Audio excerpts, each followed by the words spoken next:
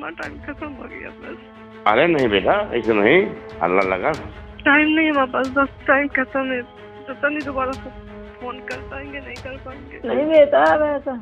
Abu Dhabi में 4 महीने के बच्चे की हत्या के मामले में भारतीय महिला शहजादी खान को 15 फरवरी को फांसी दे दी गई। उसका अंतिम संस्कार 5 मार्च को होगा। सोमवार को दिल्ली हाई कोर्ट में मृतक महिला के पिता की ओर से दायर याचिका पर सुनवाई के दौरान ये जानकारी सामने आई। शहजादी खान को अबू धाबी की जेल अल वाथबा में कैद किया गया था। अरबी शब्द अल वाथबा का मतलब है छलांग। इस जेल में उसे गोली मारकर हमेशा के लिए मौत की नींद सुला दिया गया। मोहब्बत में धोखा खाई, धोखे से अबू धाबी ले जाई गई।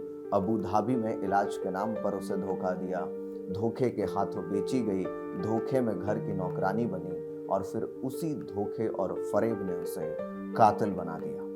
अब वो कभी वापस लौटकर नहीं आएगी। जी हाँ, ये यूपी के उसी बांदा जिले की शहजादी है जो 19 दिसंबर 2021 को अबू धाबी भेजी गई थी। भेजी क्या, बेची गई थी अपने ही प्रेमी उजैर के हाथों।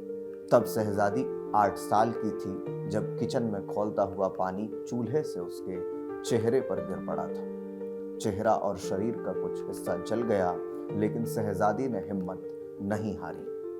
इसके बाद भी अपनी पढ़ाई लिखाई पूरी की, कॉलेज पास किया। गरीबों और बेसहारा लोगों की मदद के लिए रोटी बैंक नाम का एक एनजीओ जो था उससे वो जुड़ गई।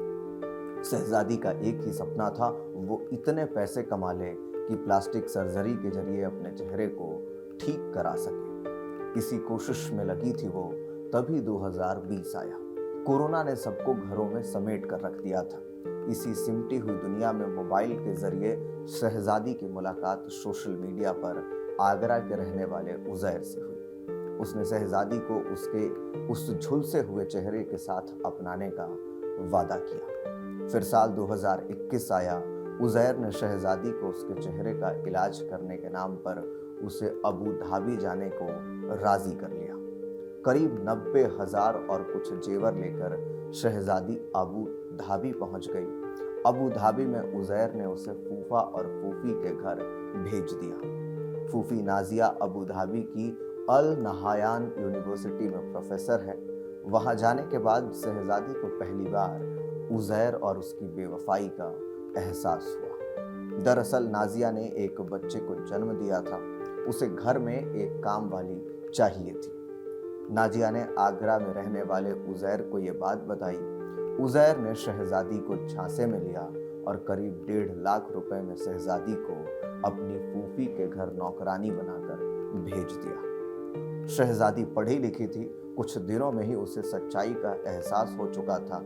अब वो खुद अपनी नौकरी करना चाहती थी ताकि पैसे कमाकर चेहरा ठीक कर सके। वो बार बार नाजिया से बाहर नौकरी करने के लिए इजाजत मांग रही थी, पर नाजिया इतनी सस्ती घरेलू नौकरानी को छोड़ना नहीं चाहती थी। इस बीच नाजिया के घर में एक हादसा हो गया।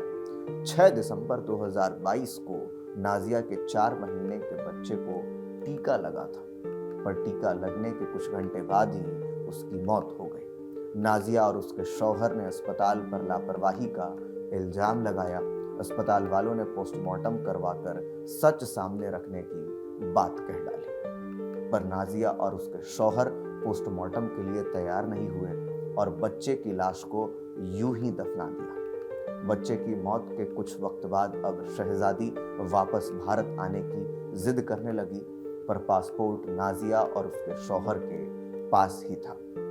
बच्चे की मौत के ठीक 54 दिन बाद 10 फरवरी 2023 को नाजिया ने शहजादी को पूरी तरह पीटा, उसके कपड़े उतारे और बिना कपड़ों के मोबाइल पर उसे शूट कर लिया। इसके बाद उसने धमकी दी कि ये कबूल करे कि उसी ने उसके 4 महीने के बच्चे का गला घोंटकर मारा है।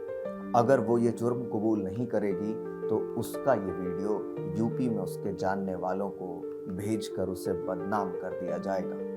बुरी तरह टॉर्चर के बाद शहजादी वीडियो में ये बात कहती है कि उसी ने उसके बच्चे को मारा है। इसके कुछ देर बाद नाजिया और उसके शौहर शहजादी को गाड़ी में बिठाते हैं और एयरपोर्ट ले जाने के बहाने रास्ते में एक पुलिस स्टेशन में गाड़ी रोक देते हैं। पुलिस वालों को वही वीडियो दिखाते हैं जिसमें शहजादी बच्चे के कत्ल की बात कह रही होती है और इस तरह शहजादी पकड़ी जाती है।